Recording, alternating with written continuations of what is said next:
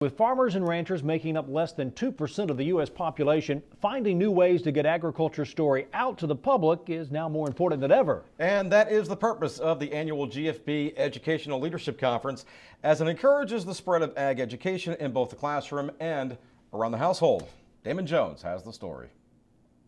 Volunteers from all over the state recently gathered in Augusta for the Georgia Farm Bureau Educational Leadership Conference. It provided a number of different seminars and informational sessions, but just one goal. The main focus on our conference is agricultural literacy, and we are here to give volunteers ideas to how to take ag literacy into their classrooms and in the community. With the younger generation moving further and further away from the farm, the message of agriculture and its importance to the future of our country is being somewhat lost. Combine that with all the misinformation being spread about the industry, it's now vital to get the true information into the schools.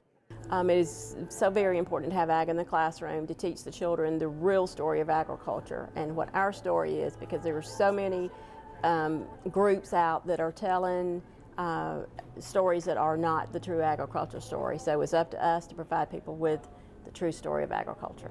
And that story, along with classroom activities, will provide kids with all the information needed to ask important questions about where their food comes from and why it's important. My students have no clue where their food comes from when school starts. They just assume you go to Walmart, you go to Kroger, you buy it, it shows up at, on the table. So now that they've heard all of these farm terms and all these different plants that we've looked at, now they're starting to ask questions. But when school started, they didn't have a clue where to start asking. Most of the classroom activities discussed here involve the use of materials you come in contact with every single day.